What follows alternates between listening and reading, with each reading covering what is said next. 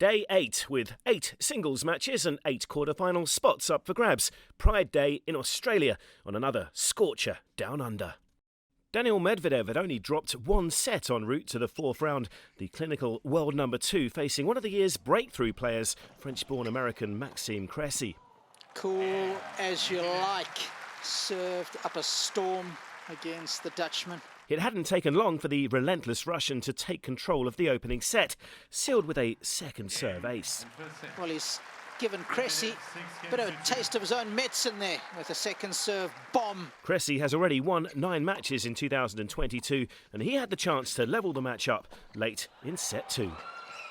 Oh, a little bit of magic from Medvedev. That was out of the box from Medvedev.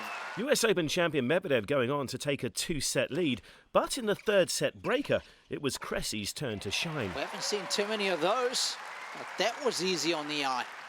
3 match points. The fourth set was a nail-biter, but the top seed's big game experience would see him over the line. That is the way you close out a match. Daniil Medvedev is through to the quarterfinals for a second consecutive year at the Australian Open. Ninth seed Felix Auger-Aliassime faced a Marin Cilic in red-hot form. The former US Open champion having knocked out world number 5 Andrei Rublev in the previous round, and he was in the zone again. He's at it again here with another break point. The first set taken 6-2 by the big Croat. Auger-Aliassime had lost all 3 of their previous meetings, but the Canadian came fighting back in the second. Oh!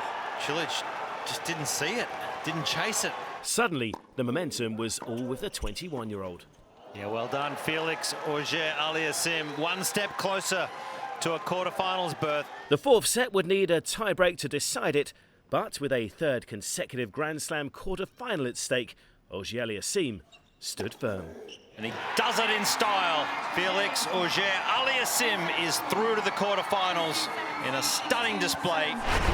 Danielle Collins, one of 3 Americans still standing in the ladies' competition, faced Belgium's Elise Mertens.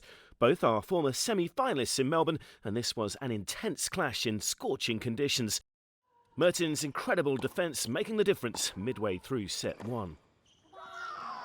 Mertens is on a serious roll, 4 consecutive games. The disappointment from Collins palpable. The 26-year-old Belgian closed out the opener, but Collins battled her way back in the second set. Oh, yes. One side of the court to the other. Mertens broken to love in game 10, and the match was going the distance. Well, certainly one of the best games she's played. Collins takes the second set.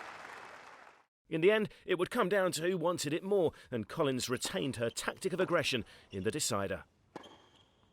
More aggression from the American. Look what it means to her. She now leads in the final set.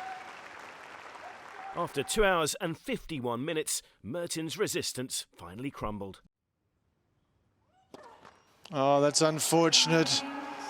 Nevertheless, for Collins, she loves a good stoush, and in the end was able to deliver the knockout blow. Collins through to the quarterfinals.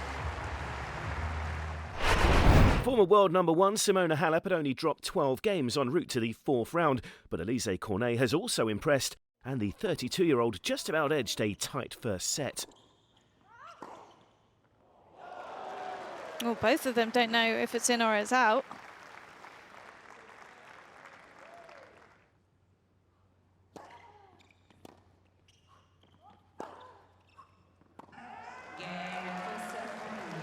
So Cornet gets the opening set. Halep was a set and a breakdown, but the 2-time Grand Slam champion wasn't done yet. How impressive from both players. Halep breaks back. Into a decider we went, on serve until game 7, and Cornet went on the attack again. Here we go.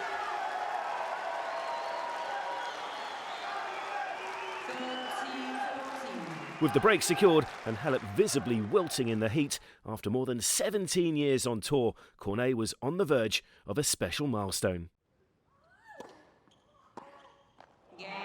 It's Elise's day.